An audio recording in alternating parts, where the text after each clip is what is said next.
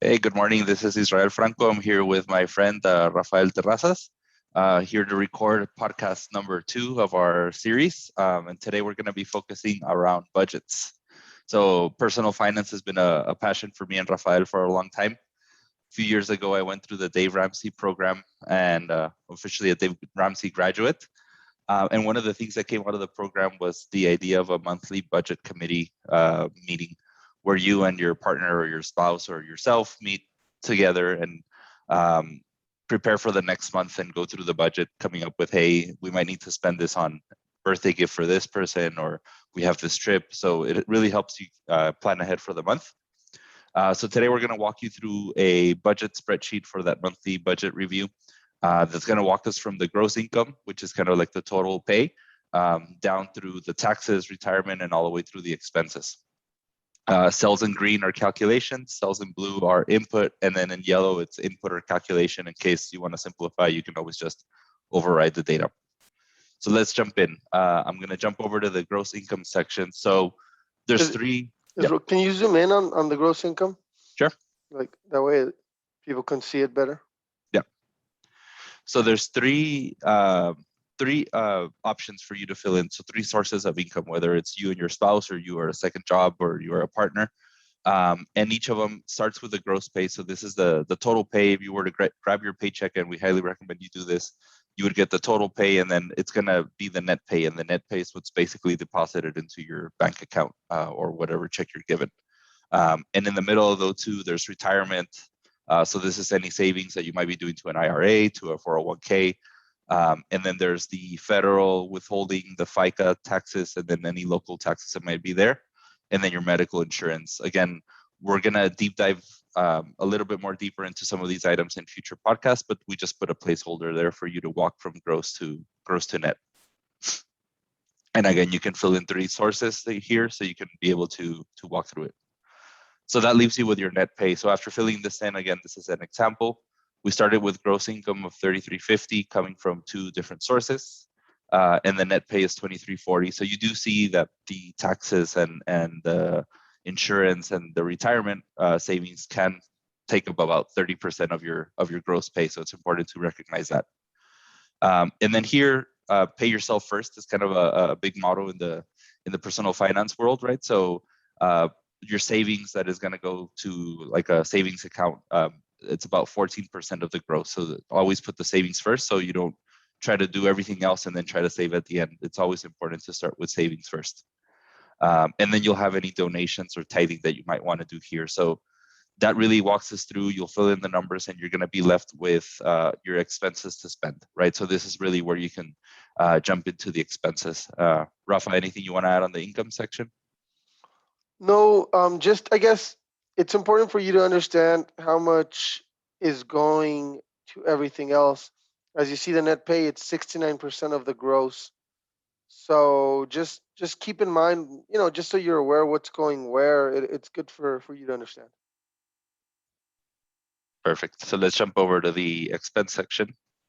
So here we divided the expenses into several categories, including home, car, utilities, groceries. The groceries, we do split them up by week, just because typically you're either going to the grocery store once a week or once every 2 weeks. This, you can fill it out however you need. And then there's personal items like clothes, haircuts, and then a few line items for kids. And at the end, we added a bunch of others. So everybody has different situations, different things coming out. So we left that open, so you can fill in any other thing that you might need. And really here in future podcasts, we'll be walking through some of the ways that you can save on some of the line items here. So we'll give some tips and tricks on kind of what we've seen. So after filling all of the expenses in, and here I kind of took an assumption of somebody renting a place with somebody else. So you have the rent, and some of the utilities are split up a little bit between there. You basically have $176 left for spending, which is what I call, that's my fun money, that's my spending money there. And so I'll move over to the spending section. So a good point on the fun money or spending money. If you're using your credit card to go have dinner, to go have drinks with friends, just you may want to consider, depending on how good you are with managing your money, you may want to consider going to a cash basis which means don't use your credit card, use cash to go out. It defeats the purpose of a lot of credit card points, but if it's going to help you spend less, it's more beneficial than the few extra points you're going to get. Yep. Yep. And in future lessons, we'll break out the budget into weekly increments, and then we'll also show you which of these categories are good categories to do cash versus the bank. And really carrying cash has a psychological effect sometimes where you spend a little bit less, or you know how much you have left. So here's the fun spending, right? And again, I divided by weeks just because I don't want to go very crazy one week and then I find out I don't have anything left for the month. So I'll give myself the weekly allowance, think of it that way. And finally, what you're going to see here at the end is you have the total unallocated, right? So we've kind of put a purpose for every dollar of the budget here, and we have $1 left. So maybe that one just goes into the miscellaneous there. What I did want to end with today, though, is we did have a summary on the very right that you can see here. That is a summary of all those key categories, right? And then the percentage it makes up of your gross, right? So can you zoom that one in a little bit more, Ezra? Sure. Are you able to? Yes. So you'll see the gross pay, pre-tax savings of 5%. The net pay is 69%. So again, all of those withholdings and taxes took about 31% down. Post-tax savings. So here you can see this person's budget saving about close to 20%, which is the strong recommendation. Then you see the pre-tithing, the tithing, the Lex for expenses. So you can kind of see how the expenses break down. Really, the biggest category here is your fixed expenses, right? 47%. And then you can either work on ways to reduce those expenses or work on ways to increase the income to have more left for spending or for savings. Yeah, there's different ways to view this.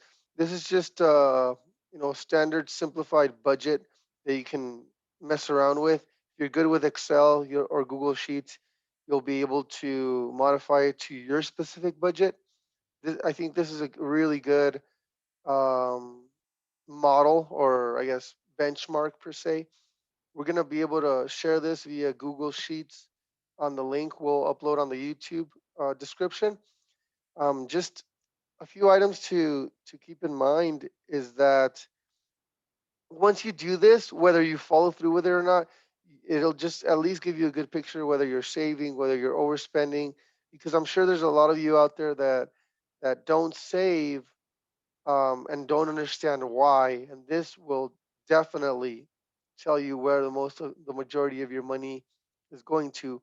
What we do want to do at a later point in time is identify a certain percentage range of what you should be spending on X, Y, or Z. Whether it be tithing, whether it be your car, whether it be your house, to get an idea of what ranges your salary, not even your salary, just your percentage of your income should go to a few items. A lot of it's very subjective. It really depends on the individual. Some person may want to have a nicer car versus a nicer home, and that's fine. But at least it gives you some perspective as to how much are either the average American spending, or how much should I really spend so that I can still save for retirement and have money when you're planning to retire. No, great point. And I think one last thing I would stress is not every month is going to look the same. So that's important. Like you kind of have a template, but you can't expect every month to look the same. Like this month, for example, coming up in October, it's my dad's birthday, so we're going to get him a good gift. So I would have to add that into the budget, right? So it doesn't kind of come up to like, hey, what did you buy your dad? And I didn't have any money to buy anything, and then I'm using my credit card. So it's important to kind of plan ahead and think of those expenses that are coming up.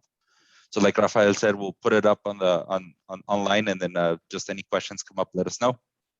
Yeah, feel free to comment and make sure that when we share the link, you click on it and you request access. That way you can download a copy of yours, or just copy it to. I recommend copying it to Google Sheets, but if you're good with Excel works even better.